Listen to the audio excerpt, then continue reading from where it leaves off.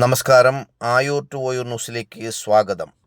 ബഹുമാനപ്പെട്ട ട്രാൻസ്പോർട്ട് വകുപ്പ് മന്ത്രി ശ്രീമാൻ ഗണേഷ് കുമാർ പറയുന്നത് എന്താണെന്ന് നമുക്ക് എൻ്റെ ഏറ്റവും പ്രിയമുള്ള സോഷ്യൽ മീഡിയ ബ്ലോഗേഴ്സ്, റീൽസ് ചെയ്യുന്ന സുഹൃത്തുക്കൾ, ഇൻസ്റ്റാഗ്രാമിലും ഫേസ്ബുക്കിലും എല്ലാം വളരെ സജീവമായിരിക്കുന്ന പ്രിയമുള്ള സഹോദരന്മാരെ, സഹോദരിമാരെ, സുഹൃത്തുക്കളെ, ഞാൻ ഇത്തരത്തിലൊരു വീഡിയോ ചെയ്യുന്നത് നിങ്ങളുടെ ഒരു സഹായം അഭ്യർത്ഥിക്കുന്നതിന് വേണ്ടിയിട്ടാണ്.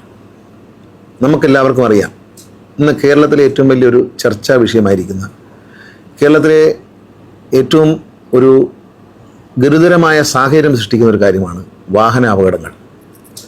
അതുവഴി ഉണ്ടാകുന്ന മരണങ്ങൾ ദൗർഭാഗ്യകരമായ സംഭവങ്ങളാണ്. പിഞ്ചു കുഞ്ഞുങ്ങൾ മുതൽ സ്നേഹിച്ച് വളർത്തുന്ന മക്കളും കുടുംബനാഥന്മാരും നമ്മുടെ സഹോദരിമാരും അമ്മമാരും എല്ലാം അതിദാരുണമായി മരണപ്പെടുന്ന ഒരു കാഴ്ച നമ്മൾ കാണുന്നു.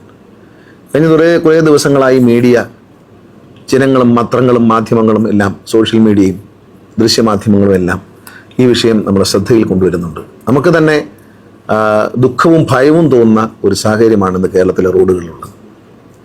അതിൽ പ്രധാനമായ ഒരു കാരണം എന്ന് പറയുന്നത് അശ്രദ്ധമായ വാഹനം ഓടിക്കൽ. അശ്രദ്ധമായി വളരെ നിസ്സാരമെന്ന നിലയിൽ ഗതാഗത നിയമങ്ങൾ ലംഘിക്കൽ, ഇത്തരത്തിലുള്ള പ്രവർത്തനങ്ങളിലൂടെയാണ് ഈ അപകടങ്ങൾ. നമ്മുടെ ഡ്രൈവർമാർ അശ്രദ്ധമായാണോ വാഹനം ഓടിക്കുന്നത്? ഒരു ചെറിയ അന്വേഷണം നടത്തുകയാണ് ഞങ്ങൾ. അപ്പം നമ്മൾ ഇപ്പോൾ ആയൂർ പാലത്തിൻ്റെ തൊട്ടടുത്തായിട്ടാണുള്ളത്. വീഡിയോ സ്റ്റാർട്ട് ചെയ്യുകയാണ്. ആദ്യം ഫസ്റ്റിൽ മഞ്ഞ വരയിലൂടെ ഒരു വെള്ള വാഹനം കയറിപ്പോയി. ഒരു സെക്കൻഡിലാണ് അടുത്ത വാഹനവും മഞ്ഞ വരയിലൂടെ കയറിപ്പോയി. അതും പാലത്തിനുള്ളിലാണ് ഇത് രണ്ടും ഓവർടേക്ക് ചെയ്ത്. പാലത്തിൽ ഒരു കാരണവശാലും ഓവർടേക്ക് ചെയ്യാൻ പാടില്ലാത്ത സ്ഥലത്ത് കൂടി രണ്ട് വാഹനം ഓവർടേക്ക് ചെയ്ത് അത് മഞ്ഞ വരയിലൂടെ 200-300ഓളം മീറ്റർ ഒരേ രീതിയിൽ നടക്കുകയാണ്. അതായത് ആയൂർ പാലം കഴിഞ്ഞിട്ട് തൊട്ടടുത്തുള്ള ആ വളവിൽ സ്ഥിരമായി ആക്സിഡൻ്റ് ഉണ്ടാകുന്നൊരു വളവാണ്. ആ വാഹനം ഇടത്ത് സൈഡുണ്ടായിട്ട് പോലും, ആ ഒരു വാൻ ഇടത്ത് സൈഡുണ്ടായിട്ട് പോലും വലത് സൈഡിലൂടെ തന്നെ വാഹനം ഓടിച്ചു പോവുകയാണ്. അതാണ് അശ്രദ്ധമായ വാഹനം ഓടിപ്പ് എന്നതിൻ്റെ ഏറ്റവും വലിയ ഉദാഹരണമാണ് നമ്മൾ ആ വാനും അതിൻ്റെ തൊട്ട് മുന്നിൽ പോയ ആ ഒരു ജീപ്പ് വണ്ടിയും കണ്ടത്.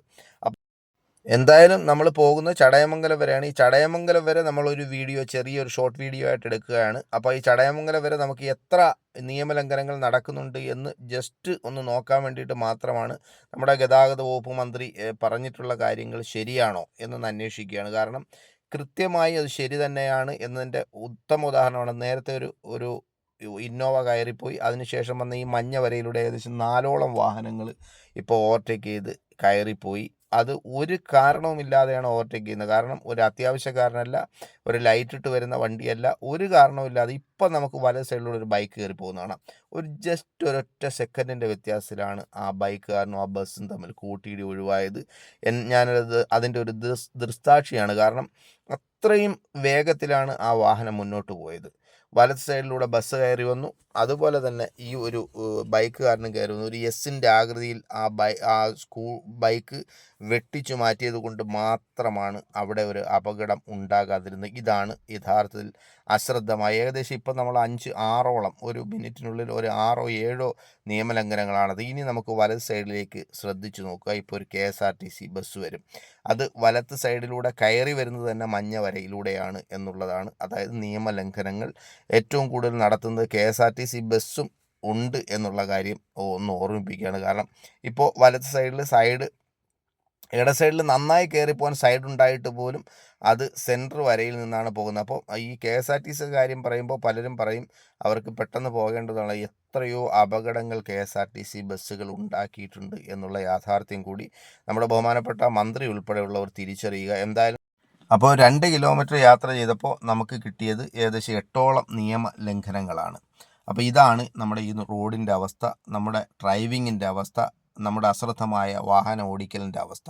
അപ്പം നമ്മൾ ഓരോരുത്തരും ഈ ഒരു വാഹനം ഓടിക്കുന്നത് കൃത്യതയോട് കൂടിയിട്ടും ട്രാഫിക് ലംഘനങ്ങളില്ലാതെ ട്രാഫിക് നിയമങ്ങൾ പാലിച്ചുകൊണ്ടും ഓടിക്കാൻ ശ്രമിച്ചാൽ തീർച്ചയായിട്ടും അപകടം ഒരു 80% നമുക്ക് കുറയ്ക്കാൻ കഴിയും എന്നുള്ള കാര്യത്തിൽ സംശയമില്ല. അതുപോലെ ഉറങ്ങി വാഹനം ഓടിക്കാതിരിക്കുക, കൃത്യമായ സിഗ്നലുകളിലൂടെ വാഹനം ഓടിക്കുക, കൃത്യമായ മാനദണ്ഡങ്ങൾ പാലിച്ചുകൊണ്ട് വാഹനം ഓടിക്കുക. ഇങ്ങനെയൊക്കെ ചെയ്തു കഴിഞ്ഞാൽ തീർച്ചയായിട്ടും നമുക്ക് അപകടങ്ങളെ ഒരു പരിധിവരെയെങ്കിലും ഒഴിവാക്കാൻ കഴിയും എന്നുള്ള കാര്യത്തിൽ തർക്കമില്ല, സംശയമില്ല. അപ്പോൾ